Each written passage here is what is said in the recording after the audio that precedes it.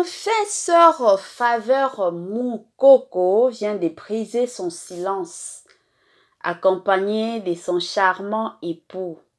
Bauti kobala naka sikoyo. Kongo na biso ezangisaka matière te.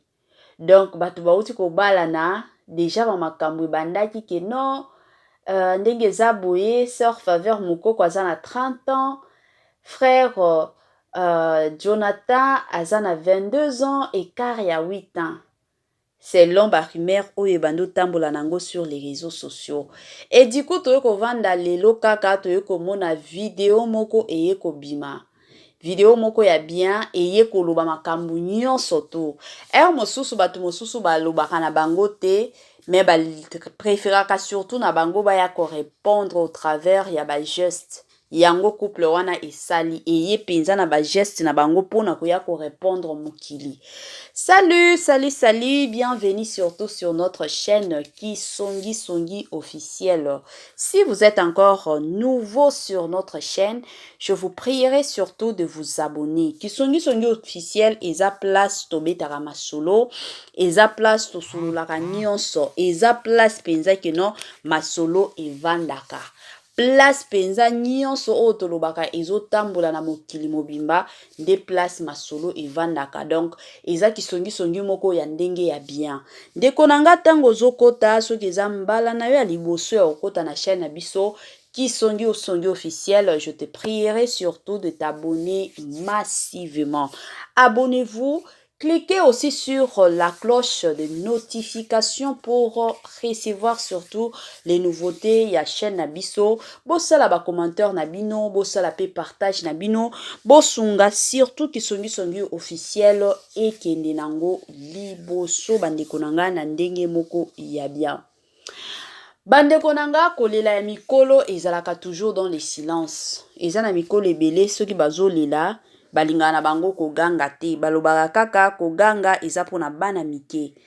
Ndenge toye komona pe couple na biso ya kitoko ya ba jeune, couple moko ya ba adorateur, baye na bango ko répondre, mais ko répondre na bango eye mingi na ba geste. Baboy na bango te ke non, basala ba vidéo, batu ba mona bango ke non, bango wana basali vidéo, bango wana ba ki ko répondre, baboy na bango makambo wana. Balobi ke non, biso penza réponse na biso ekoya kaka na ba geste. Toye ko vanda, toye ko mona ka vidéo moko ebimi. Na vidéo wana tomoni le frère Jonathan, l'époux surtout ya sœur Faveur Moukoko, toye ko mona pe frère Jonathan pe bango nyonso mibale. Sikoyo na video wana bazoloba na boya ki kotia yango talaka donc na YouTube ba règlement d'ordre ezalaka mwa ebele hein, donc fona landela ba principe nyonso ya musala. Balobi ke non selon ba concours bando salema kuna ba otuna nani mutu alalaka mutu liboso, nani mutu azalaka catégorique, nani mutu azalaka paresseux, donc bango moko bazo se doiter kandenge tolobaka. Bazo se pointaka maboko oyo. Siko tokomi na tango ya ba âge ba ekotuna entre binomi bale nanaza mukolo, bango nyonso ba pointer mobali. Donc ba ye penza ko répondre biso que non, ndenge za boye ba rumeur nyonso zo tambola sur les réseaux sociaux, mutu oyo aza mukolo entre mwasi na mobali ezande mobali. Mobali nde mukolo selon bango. Mais na kotala pe sœur Nabiso, sœur Faveur Moukoko, kota la frère Jonathan.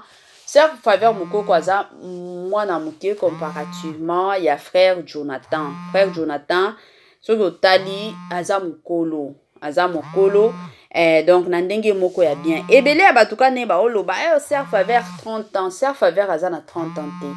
Ata soki botali penza elongi na ye, bomona ke non, cette femme elle est encore trop jeune. Eza kaka makambo nzambe, discipline surtout dans la vie, parce que eza na batu mosusu bazalaka déjà na discipline de nature. Donc atie penza discipline liboso, atie penza discipline na vie na ye mobimba.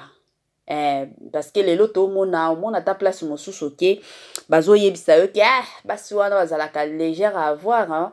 Mais eza na basi mosusu neti sœur Faveur otali ke non, c'est une femme azalaki vraiment na ba principe ebele hein. Ezalaki ata peut-être ba mibali mosusu ndenge bazalaka approcher ye.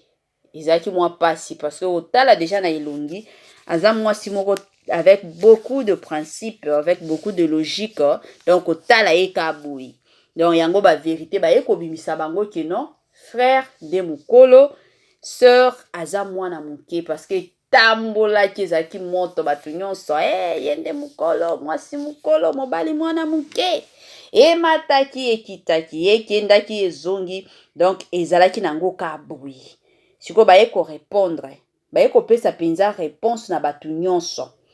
Nayebi te communauté na biso ere mosusu soki ezalaka nini bandeko na ngai. Communauté na biso soki ekendaka ndenge nini bandeko na nga esalaka mwa pasi ere mosusu na communauté na biso parce que ere mosusu c'est comme si tolinganaka te. Nalobaka toujours ezalaka bien mutu asali mwa mariage na ye toye pe to apprécier ye toye pe to beteli ye maboko. Mais biso ezalaka bongo te, tolingaka toujours échec. Tolingaka toujours mwa eloko moko boye ya koloba. Tolingaka toujours quelque chose toyaka kosambwisa mutu sur les réseaux sociaux. Et ce qui n'est pas bien surtout pour na basali ya Nzambe. C'est vrai tomisambwisa biso moko me basali ya Nzambe quand ndenge nalobaka ere mosusu ya olobaki non toyebaka te intimité nini bakotaka na Nzambe toyebaka te. Toyebaka te place nini batambolaka na Nzambe. Mutu oyo penza abandaki ba makambo ke non ser faveur mukoko aza mukolo comparativement mobali na ye na osenga na yo osalaki mabe. Osalaki penza mabe ata soki baza mwasi aza mukolo mobali aza mwana muke. Problème eza wapi? Toutaki kutu kolanda ndeko na biso moko ajuaka ba film ba Nigeria Arthur wana abala mama mukolo. So totali Arthur wana na mwasi na yo koloba te non. Mama oyo nde mutu aboti Arthur. Mais par bolingo alingi ye sans intérêt, par amour. Abali ye puis bazo vivre na bango heureux, baza na bango très bien dans les mariages. Donc mariage ezala nango bongo dépendraka. Lelo to mona ba jeune ba obala na mais kimia na libala ezate. Mosusu tomoni mobala aza mukolo mwasi aza mwana muke kimi ezate. Mais mosusu omoni mwasi mukolo abali mobali mwana muke baza na bango très à l'aise, baza na bango bien bolingo pe ezokende nango bien makasi respect pe soumission ya somo. Donc wana nyonso eza bilo moko okoki koya obeteli maboko. Donc na minute oyo ser faveur mukoko tokoki koloba ke aye ko briser silence. Aboyaki na ye koloba mais par ce geste a brisé na ye silence na ye ke non mobali na ye nde mukolo na groupe na couple plutôt na bango. Bandeko na ngai yango kaka tolingaki to partager na bino kandenge boyebi kisongi officiel eza chaîne na biso eza chaîne ya mutu nyonso kandenge tolobaka soki eza kambala na yo ya liboso okotaki na chaîne na biso en tout cas kobosana te ko s'abonner kobosana te ko tia ba j'aime tango otala wana tiaka moi j'aime na yo esalaka biso bien.